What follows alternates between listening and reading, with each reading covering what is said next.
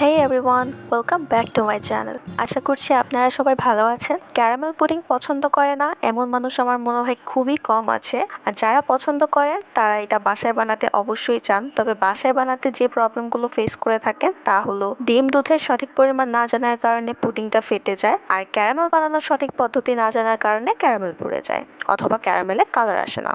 তাই আজকে সব সমস্যার সমাধান নিয়ে এসেছি এই ভিডিওতে। আশা করছি আজকের ভিডিওটি ফলো করলে আপনিও বানাতে পারবেন একেবারে creamy velvety soft and perfect একটা পুডিং। প্রথমে পুডিং এর জন্য আমরা ক্যারামেলটা তৈরি করে নিব, আর এই জন্য এখানে দিয়ে দিচ্ছি 1/4 কাপ পরিমাণ চিনি আর দিয়ে দিচ্ছি 1 টেবিল চামচ পরিমাণ পানি। এখন এই চিনিটা মিশে যাওয়া পর্যন্ত অপেক্ষা করব, আর স্প্যাচুলা দিয়ে খুব বেশি নাড়াচাড়া করার প্রয়োজন নেই। স্প্যাচুলা বা চামচ ব্যবহার করার পরিবর্তে এভাবে প্যানটাকে ঘুরিয়ে ক্যারামেলের কালারটা স্প্রেড করে নেব। ক্যারামেল তৈরি করার সময় চুলার টেম্পারেচার অবশ্যই লো থাকবে, আর এইভাবে পাতিলটাকে কিছুক্ষণ পরপর ঘুরিয়ে কালারটাকে স্প্রেড করে নিতে হবে। ক্যারামেলটাকে একেবারে পুড়ে ফেলা যাবে না, মোটামুটি লাইট একটা কালার চলে আসলেই চুলা থেকে উঠিয়ে নিতে হবে, কারণ চুলা থেকে তুলে ফেললেও পাতিলটা যেহেতু গরম হয়ে আছে তাই ক্যারামেলটা আর একটু ডার্ক হয়ে যাবে। তাই মোটামুটি লাইট একটা কালার চলে আসলে পাতিলটা তুলে ফেলবেন, এতে করে ক্যারামেল পুড়ে যাবে না এবং সুন্দর একটা কালার চলে আসবে। এখন চলে যাচ্ছে আমাদের মেইন প্রসেসে। 2 কাপ পরিমাণ দিয়ে দিচ্ছি কুসুম গরম দুধ, আর এই দুধটাকে কিন্তু আমি জাল করে ঘন করে নিয়েছি। 3 কাপ পরিমাণ দুধ থেকে আমি এটা জাল করে 2 কাপ করে নিয়েছি। এখন দিয়ে দিচ্ছি 1/3 কাপ পরিমাণ চিনি, তবে আপনি যদি চিনি বেশি পছন্দ করেন সেই ক্ষেত্রে 1/2 কাপ পর্যন্ত ইউজ করতে পারেন। 1 চিমটি পরিমাণ দিয়ে দিচ্ছি লবণ, যেন চিনিটা ভালো ব্যালেন্স করে। দিয়ে দিচ্ছি 3 টেবিল চামচ পরিমাণ গুঁড়ো দুধ।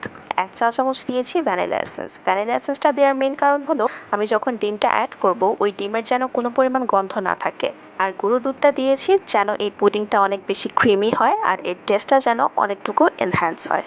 এখন আমি দিয়ে দিচ্ছি 4টা ডিম, তবে একসাথে দিতে যাবেন না, একটা একটা করে দিয়ে এইভাবে বিট করে নেবেন। ডিম আর চিনি মিক্স হওয়া পর্যন্ত এইভাবে বিট করতে থাকবো। আর ডিমগুলো কিন্তু আমি ফ্রিজ থেকে বের করে রুম টেম্পারেচারে আসা পর্যন্ত অপেক্ষা করেছি। এখন আপনাদের সেকেন্ড সমস্যাটা সমাধান করে দিব। ডিম আর দুধের রেশিওটা বলে দিচ্ছি। এই রেশিওতে বানালে একেবারেই পারফেক্ট একটা পুডিং আপনারা তৈরি করতে পারবেন। ডিম আর দুধের রেশিওটা এমন হবে, প্রতিটা ডিমের জন্য আপনি 1/2 কাপ পরিমাণ দুধ দিতে হবে। যেমন আমি এখানে 4টে ডিম ইউজ করেছি, তাই এখানে 2 কাপ পরিমাণ দুধ ইউজ করেছি। তবে হ্যাঁ, দুধটা কিন্তু আমি আগে থেকে জাল করে একটু ঘন করে নিয়েছিলাম। আর এই সময়ের মধ্যে আমাদের ক্যারামেলটাও পারফেক্টলি সেট হয়ে গেছে। আমি ওই প্যানের মধ্যে একটা স্ট্রেনার দিয়ে মিক্সচারটা ছেঁকে নিয়েছি যেন এতে কোনো লাম্পস না থাকে। আপনারা কে কোথা থেকে আমার ভিডিও দেখছেন তা অবশ্যই কমেন্ট বক্সে জানিয়ে দিবেন, so that I can thank all of you. একটা বড় প্যানে কিছু পরিমাণ পানি দিয়ে আমি আগে থেকে 5 মিনিট প্রিহিট করে রেখেছি। এখন একটি স্ট্যান্ড দিয়ে সেটার উপর আমাদের মোলটা বসিয়ে দেব। আর মোল্ডে অবশ্যই ঢাকনা দিতে হবে, নয়তো আমরা স্টিম করার সময় পানি যখন টকবক করে ফুটে উঠবে তখন পুডিংয়ের মিক্সচারে এই পানিটা মিক্স হয়ে যেতে পারে। আর স্টিম করার জন্য পানি দিতে হবে মোল্ডের ঠিক অর্ধেক পরিমাণ। ভারী কিছু দিয়ে মোলটি অবশ্যই চাপা দিয়ে রাখতে হবে যেন কোনোভাবেই এতে পানি না ঢুকে। মিডিয়াম হাই ফ্লেমে এটাকে স্টিম করে নিব 40 থেকে 45 মিনিট পর্যন্ত। পুডিংটা পারফেক্টলি স্টিম হওয়ার পর আমি প্রায় 2 ঘন্টা পর্যন্ত এটাকে ফ্রিজে রেখে দিয়েছিলাম। গরম পুডিং মোল্ড আউট করতে গেলে এটা ভেঙে যাওয়ার কিছু পসিবিলিটিস থাকে, তাই অবশ্যই এটাকে 1 থেকে 1.5 ঘন্টা ফ্রিজে রেখে ঠান্ডা করে তারপর মোল্ড আউট করবেন। এখন আমাদের পুডিংটা মোল্ড আউট করার পালা।